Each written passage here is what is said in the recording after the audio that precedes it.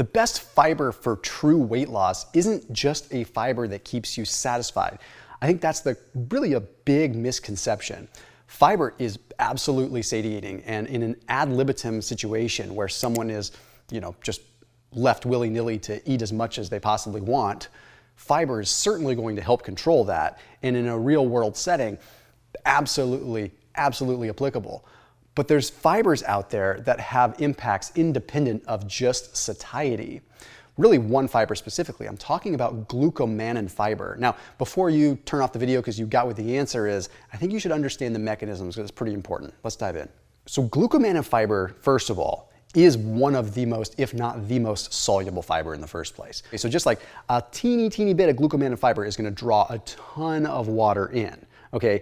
So it's going to really be this majorly viscous thing with these crazy like alpha linkages and different beta linkages that are just difficult for the body to break down other than just being hyper like water soluble.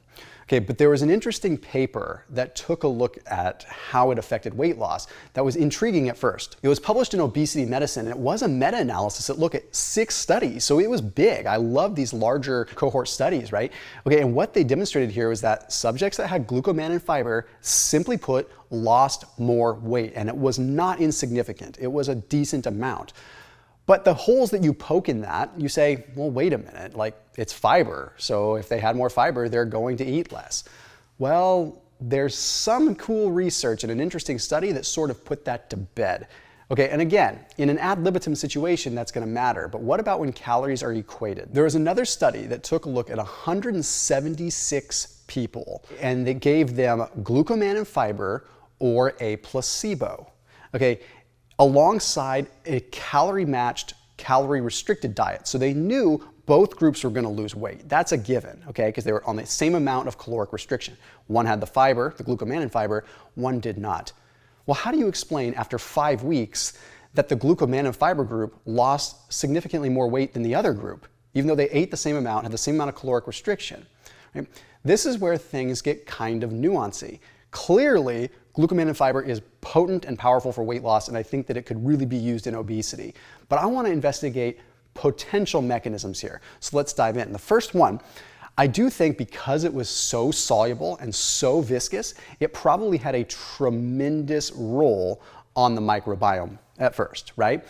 When you have this much of a giant change in the microbiome, most of the microbiome researchers will tell you there's a pretty decent impact as far as what happens downstream of that. Now, by downstream of that, I mean you break down a lot of these fibers that are in this really like kind of viscous thing.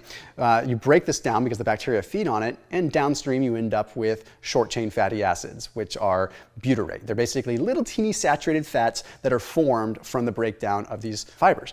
Now, with this, that impacts your glucose tolerance, and it can also impact fatty acid oxidation, which means in someone that is potentially insulin resistant or someone that is really unhealthy, encouraging fatty acid oxidation in a positive way could be good. It means the cells are utilizing fat as a fuel source more, which can certainly help with weight loss, and perhaps that contributed to some of the weight loss in this study. That being said, there's a million ways to improve your gut microbial diversity, and it's not just glucomannan fiber. Other fibers are going to do this too. So what in this case is making glucomannan fibers so unique? Now, as far as microbial diversity is concerned, I think no matter what kind of diet change you're making, you might want to implement a good probiotic, and I really only recommend one, so I put that link down below for seed. So there's a link in the top line of the description that'll save you 15% off if you want to try the one that I recommend. It's a Synbiotic, so it has a capsule inside of a capsule with a prebiotic and a probiotic, which means that you're getting proper colonization. So it means the bacteria is essentially going to where we're trying to get it to go, not just getting destroyed in the upper GI. It's potentially colonizing where we want it to so that it potentially stays there and can actually do its job. This is very good for microbial diversity. That link is down below again, so 15% off discount link for a company called Seed. So it's right there in the description. Because glucomannan fiber is so viscous and holds so much water and turns into such a phenomenal gel, there's hypothesis that maybe it slows the absorption or even inhibits the absorption of some of the nutrients in the first place. Maybe some of the fats that you eat along with this fiber are so disrupted from absorption that they actually just get excreted. They never even get a chance to fully absorb. That is a valid hypothesis. Whether there's true merit to it would have to be investigated more. But maybe the fat that you're consuming along with it just literally isn't absorbing as much, because that fat has to pass through, get absorbed through chylomicrons, and if there's a big man-eating blob that's in your stomach from glucomannan fiber, that might inhibit that. But the other side of the equation is one that is a little bit more obvious. Okay, this kind of viscous soluble fiber is going to impact blood glucose. So if you are someone that eats a whole bunch of carbohydrates and you have it with a little bit of fiber, that's great. But if you have it with this glucomannan fiber that's turning into, once again, like a creature from the Black Lagoon in your gut, it's going to slow down the big glucose spike, which might give you a chance to be able to handle those carbs better. There's also evidence of delayed insulin response, right? So instead of having this crazy big insulin spike, we have to remember insulin is going to stop lipolysis. It's just a natural process. So if insulin is chronically elevated, it's going to stop fat mobilization. It's just the way of the world. Insulin inhibits lipolysis.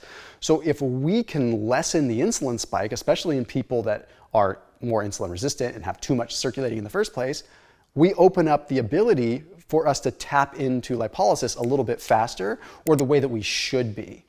So it's huge metabolic changes that are potentially happening by almost filtering and distilling how much we can absorb at a certain point in time. It's like kind of a natural gastric sleeve in a way. You're full, you can't absorb as much, and it's having a big impact. There's all kinds of different ways that you can get glucomannan fiber. Shirataki noodles, there's a company called Miracle Noodle, New Pasta. There's a few different ones. You could just do a simple Google search, but I definitely recommend adding them into the mix. So as always, keep it locked in here on my channel. I'll see you tomorrow.